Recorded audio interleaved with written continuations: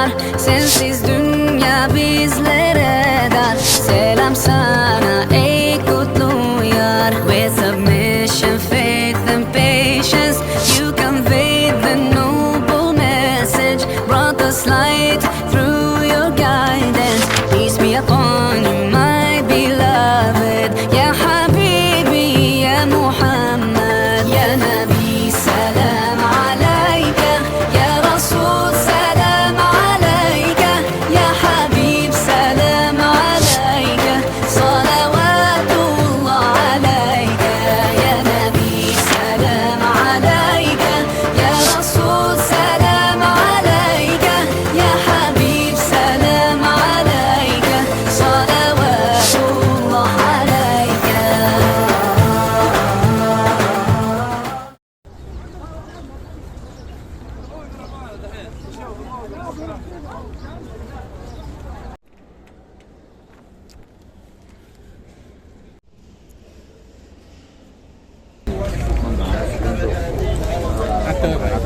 Dalam? Ini sama Rabu loh. Loh, taklim apa anu di jalan-jalan? Taklim. Oh, bisa. Sekalian briefing buat ke Mekah besok sore. Kira.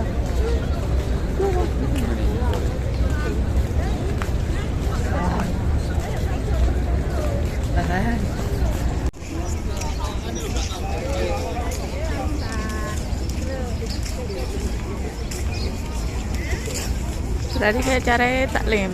Taklim pagi ini sama briefing. Kegiatan pagi ini seluruh jamaah laki-laki dan perempuan briefing sedikit untuk keberangkatan umroh ikhram di hari besok. Posisi di pelataran Masjid Nabawi Madinah. Hari ketiga ada di kota Madinah. Semoga sehat dan kuat sampai hari H, sampai pulangnya ke tanah air Indonesia. Insya Allah. Bismillah.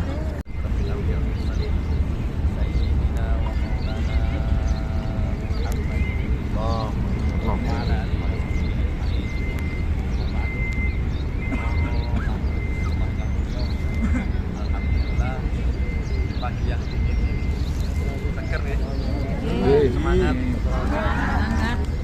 Kita masih diberikan limpah taufik rahmat hidayah oleh Allah, sehingga kita bisa, hati kita masih di raudhah, bukan kepikiran sing temeriko mikire mereka yang apa caranya temeriko. Mugi-mugi Amin. nanti setelah ini jenengan bisa kesini lagi dengan keluarga. Amin. Anak-anak, Ya Rabbi, ya Allah. dengan orang tercinta. Amin. Mungkin digampangkan sedoyo, paling sehat. Amin. Alhamdulillah ini hari Kedua. kedua. Loh, koyo iso rong dino koyo e. Gak kroso iki. Yang ketiga, ketujuh. Sing ketujuh selak ben mulai.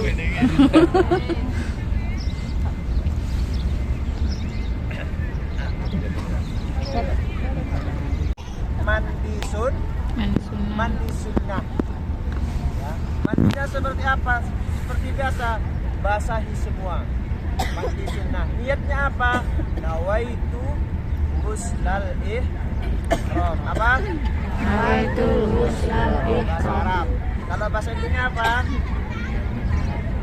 Saya niat mandi ihram. Jangan lupa besok apa? Mandi sunnah ihram sunat yang pertama. Kemudian bukan hanya mandi, potong kuku, ya, juga mencabut atau mencukur bulu ketiak, ya, juga mencukur bulu itu yang sudah saya sebutkan, ya. Kenapa disunnahkan? Karena takut kukunya nanti kena apa namanya kalau nggak ada kerjaan digigit, ya. Atau ketika melepas ihram bagian bapak-bapak ikut gurunya. Khawatir nanti seperti itu, maka disunahkan, ya. Bisa dipaham? Insyaallah bisa dipaham ya. Juga besok ketika mandi jangan buru-buru, bersih-bersih ya, bersih-bersih. Yang ibu-ibu diusahakan bersih, ya. Besok semuanya ya. Nah, karena kan sekarang itu dingin, boleh memakai apa? Biar tidak kering. Asli. Nanti itu akan saya bahas. Apa sunnahnya? Mandi, kemudian potong kuku, cukur bu. Itu yang harus dicukur, jangan ini dicukur ya. Ya. Kalau ini dicukur ini bahaya. Baik, bisa dipaham ya? Bisa. Masuklah ke dalam rangkaian umroh, ya.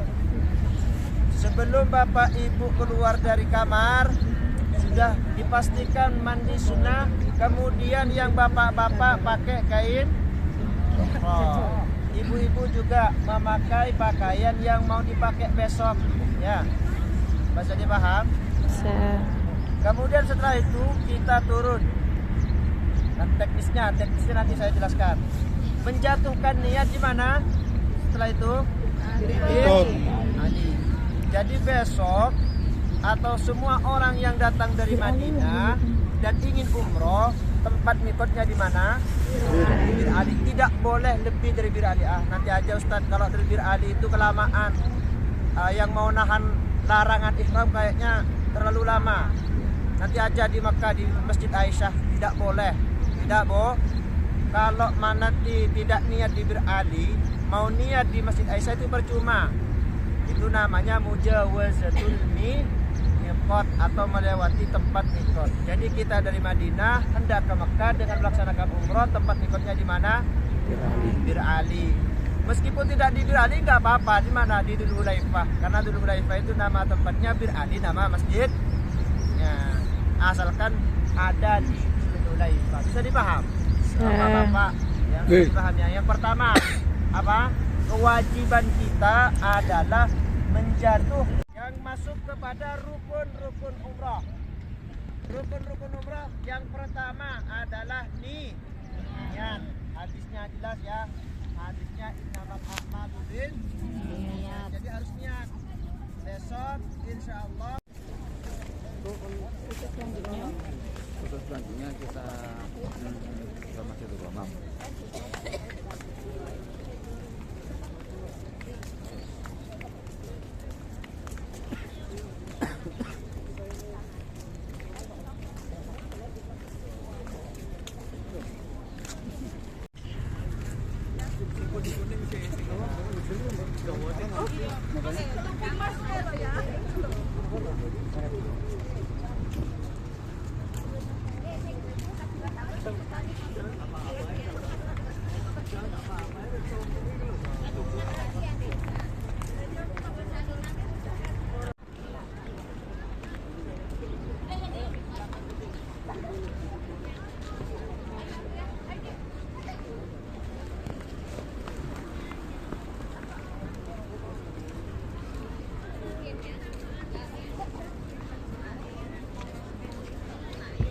Yo, seneng.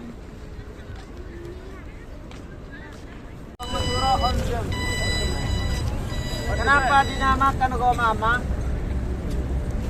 Tempat ini dulu ketika semasa hidupnya Rasulullah dijadikan tempat untuk sholat Id, ya.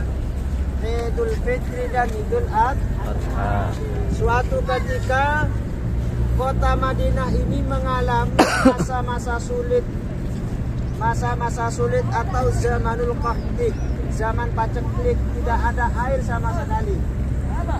Akhirnya Rasulullah dan para sahabat melaksanakan sholat istisqa di tempat ini.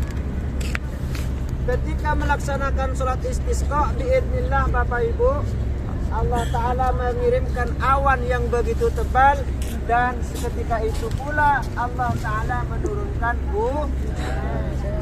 maka dari itu masjid ini lebih dikenal dengan sebutan Masjid Al-Ghamamah. Bisa dipaham? Di sebelah sana ada bangunan yang mirip, cuma agak kecil. Ya, cuma agak kecil. Itu yang di sana. Menghadap ke sana. Itu namanya Masjid Abu Bakar. Ya, Masjid Abu Bakar. Tak boleh ditambahkan di. Kalau ditambahkan di, nanti rusak. Abu dibakar. Ya boleh ya. Tetap harus Masjid Abu Bakar. Kenapa dinamakan Masjid Abu Bakar? Pertama-tama ada yang meriwayatkan bahwa tempat itu dulunya adalah tempat di mana Sayyidina Abu Bakar berdiam atau rumahnya Abu Bakar di situ. Setelah wafatnya Rasulullah, Sayyidina Abu Bakar melaksanakan sholat Id atau sholat istisqa kalau memang diperlukan di tempat itu juga. Cuma yang lebih populer itu dengan sebutan Masjid Abu Bakar. Juga ada masjid di sana tadi catnya warna putih yang di sebelah sana ya. Terus menaranya itu ujung menaranya warnanya abu-abu. Itu namanya Masjid Ali bin Abi Thalib. Kenapa dinamakan Masjid Ali bin Abi Thalib? Karena masjid itu adalah tempat tinggalnya sahabat Nabi Muhammad, yaitu yakni Ali bin Abi Thalib. Juga semasa khilafahnya beliau, semua kegiatan-kegiatan seperti sholat Id atau sholat istisqa itu ditempatkan di tempat itu. Jadi paham ya? Nah, di sebelah sana tadi di sebelah sana ya, itu ada lingkaran, ada tempat kotak. Itu namanya Saqifah Bani Sa'idah. Apa? Saqifah Bani Sa'idah. Ada apa di tempat itu? Dulunya Rasulullah ketika wafat, tepatnya pada hari Senin. Ya, tepatnya Rasulullah itu wafat hari Senin. Semua sahabat dari kalangan Muhajirin dan kalangan Ansor itu tidak ada pemimpin. Mau tidak mau keadaan ini mendesak para orang Islam untuk mengangkat seorang khalifah. Maka dari sahabat Ansor mengangkat yang namanya Sa'ad bin Ubadah untuk menjadi khalifah sepeninggalnya Rasulullah.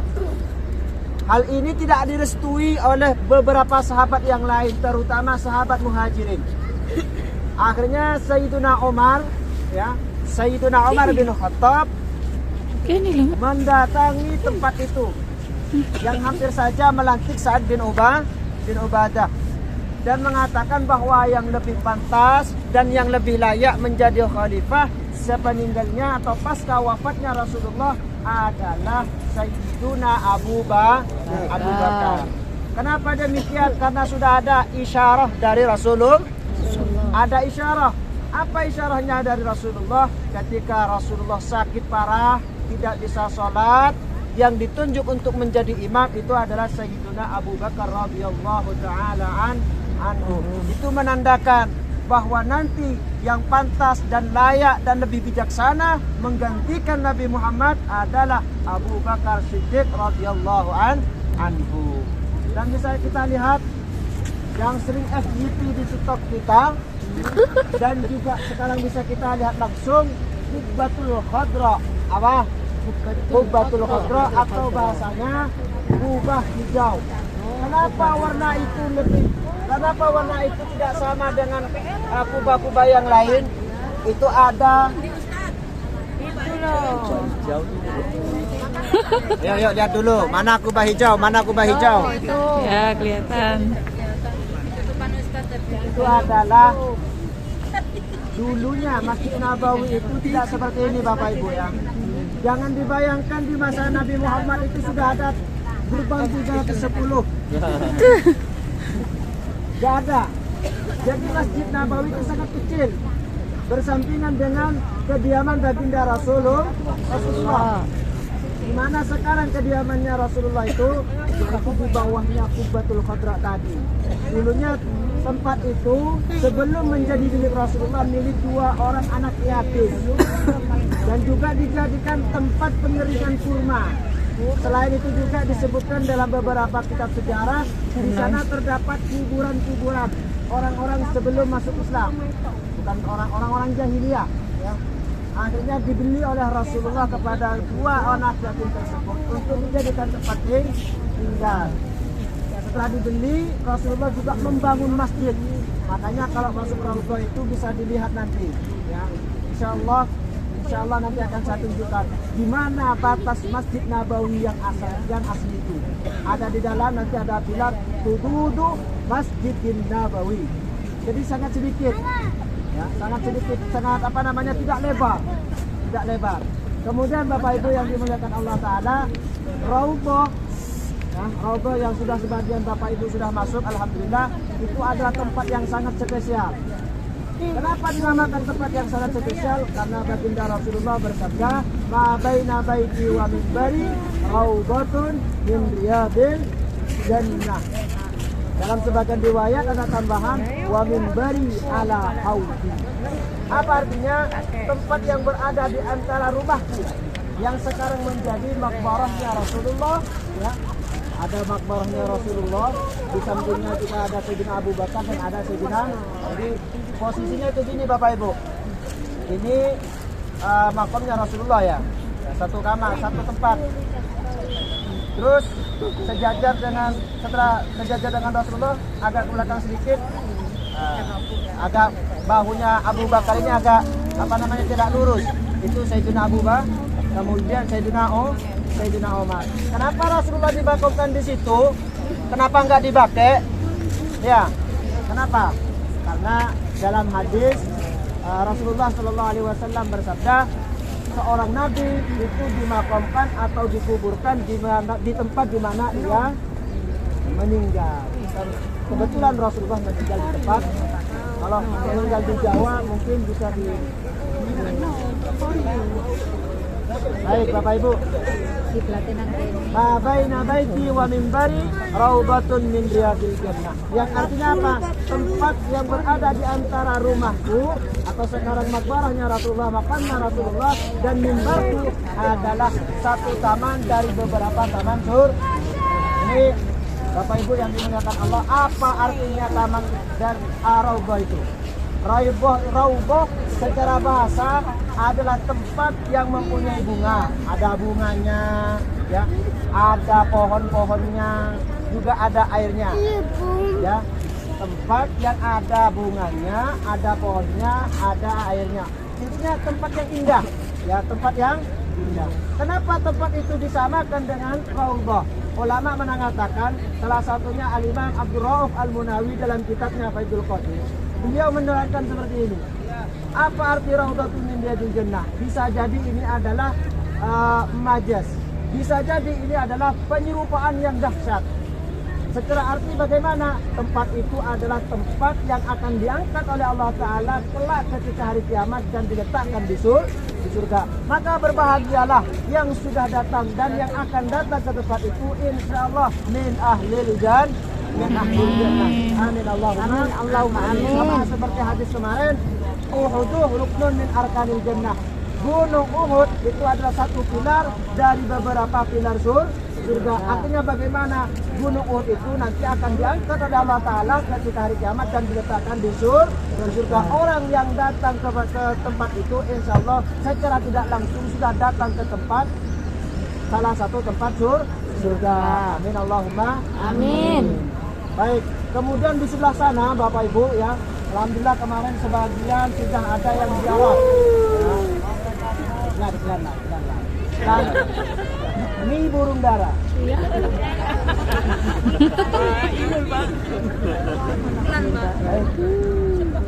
Di sana baki, ya, baki. Apakah keutamaan baki? Dalam hadis dikatakan bahwasanya nanti di sana itu akan dibangkitkan 70.000 orang tanpa hisab, dan salah satunya kata Rasulullah, salah satunya keutamaan di situ apa? Salah satu keutamaannya adalah dibangkitkannya orang di situ sebanyak 70.000 tanpa hisab. Yang kedua, orang-orang yang dimakamkan di situ insya Allah masuk surga. Jangankan di situ, dalam hadis Bapak Ibu, orang yang ingin meninggal di Madinah silakan. Bukan suruh bunuh diri. jangan bunuh diri. Artinya, Masya Allah, keutamaan kota Madinah ini Masya Allah, itu tidak lain dan tidak bukan karena tempatnya, karena baginda Rasulullah. Bapak Ibu senang nggak datang ke Madinah? Senang ya. Maka dari itu, kesenangan dalam hati kita ini jangan kita kotori, jangan kita rusak dengan hal-hal yang tidak patut. Contohnya apa? Hindari Pak yang namanya penyakit-penyakit hati, hasud, dengki, benci, juga emosi. Hindari semuanya itu. Rasulullah datang ke tempat ini merubah keadaan tempat ini, bahkan tempat ini dikenal oleh seluruh dunia dengan tempat yang paling damai, paling tenang. Kalau